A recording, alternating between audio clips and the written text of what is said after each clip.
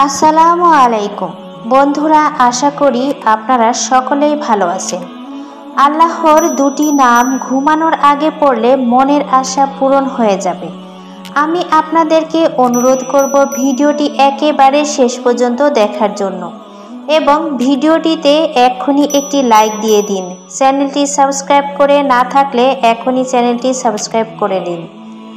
তো চলুন শুরু করি। প্রিয় দর্শক, আল্লাহ তাআলার প্রথম দুটি নাম রয়েছে যে নাম দুটি ঘুমানোর আগে পড়লে আপনার মনের নেক আশা পূরণ হয়ে যাবে ইনশাআল্লাহ। আপনারা হয়তো অনেকেই জানেন মহান আল্লাহ তাআলার ৯৯টি নাম রয়েছে আর প্রত্যেকটি নামের এক একটি ফজিলত রয়েছে। আল্লাহ তাআলার ৯৯টি নামের ফজিলতের মাধ্যমে প্রত্যেকটি মানুষ খুঁজে পাবে তার জীবনের কিছু চাওয়া পাওয়া।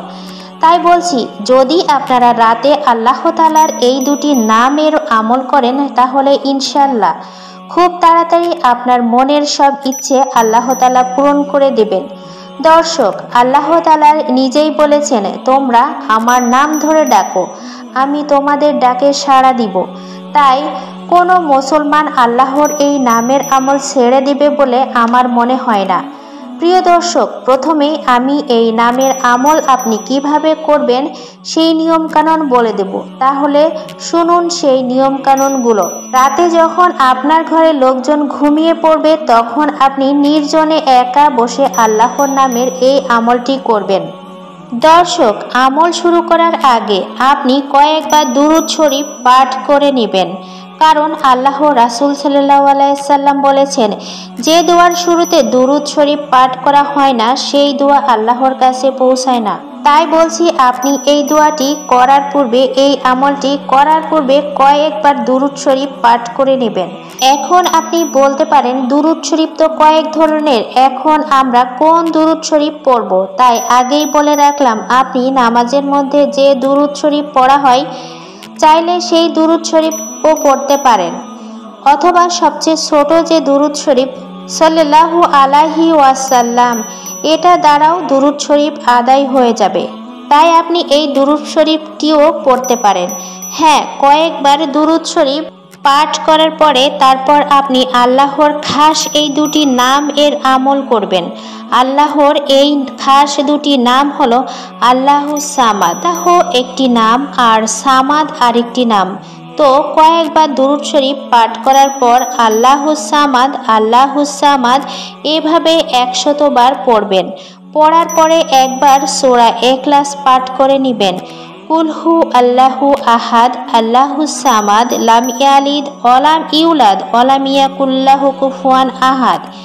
এরপরে আপনি আপনার যা চাওয়া পাওয়া মনের ইচ্ছে আল্লাহর সামনে খুলে ধরবেন, অর্থাৎ আপনার মনের যত চাওয়া পাওয়া আছে আপনি আল্লাহর কাছে চাইবেন।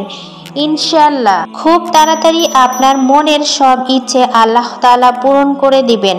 দর্শক, আমলটি ভালো নিয়তে ভালো চাওয়া পাওয়ার জন্য ব্যবহার করবেন।